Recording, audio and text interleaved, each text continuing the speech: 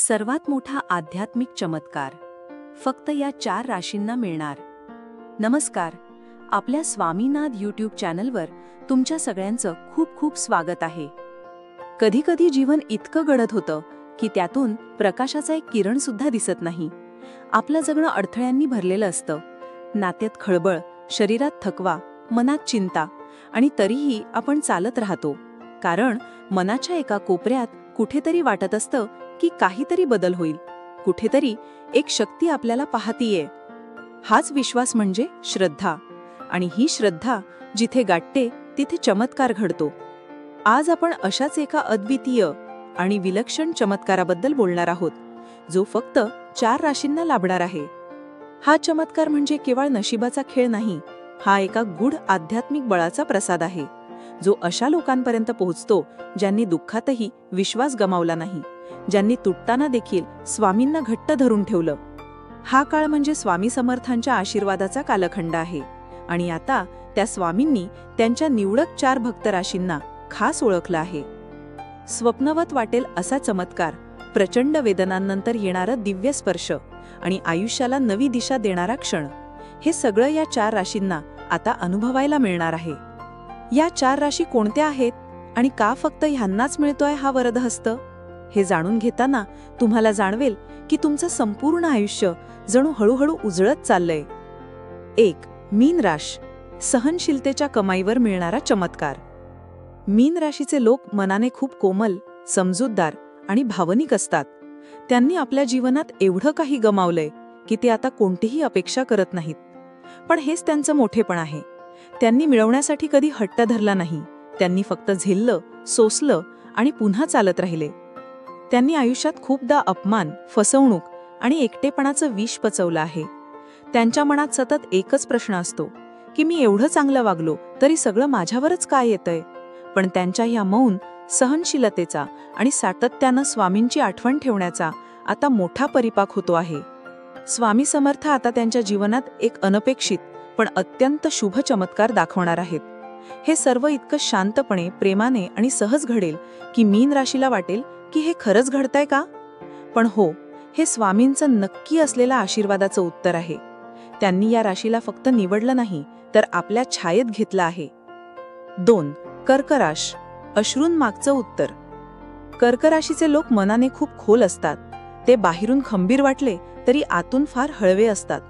त्यांनी अनेक वेळा आपले भाव खोटं हसून लपवले, लोकांसाठी सर्वस्व दिलं, पण स्वतःसाठी कधी काही मागितलं नाही. त्यांनी अपमान गिळले, एकटेपणा पचवलं आणि आयुष्याचं सगळं टोक स्वतःवर घेतलं. स्वतःच्या मनात त्यांनी कित्येक वेळा विचार केलाय की हे असं का घडतंय, किती दिवस हे सगळं सहन करायचं. पण त्यांचा हा संयम, त्यांच्या भावना आणि विशेषतः त्यांचा स्वामींवरचा गाढ विश्वास, हे सगळं आता रंगतंय. स्वामी समर्थ कर्क राशीच्या लोकांना आता भावनिक, मानसिक आणि सामाजिक शांतता देणार आहेत. हा चमत्कार बाहेरूनही दिसेल, पण खरा बदल हा त्यांच्याच आत होईल.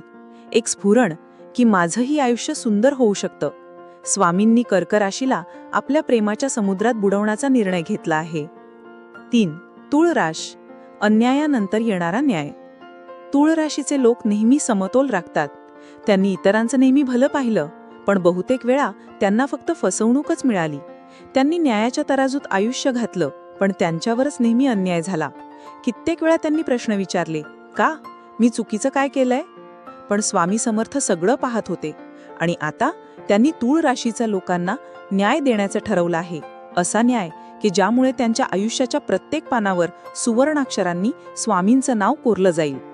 तुळ राशीच्या लोकांना वाटेल की काय चाललं होतं हे सगळं, पण नंतर त्यांना जाणवेल की ही स्वामी समर्थांची योजना होती.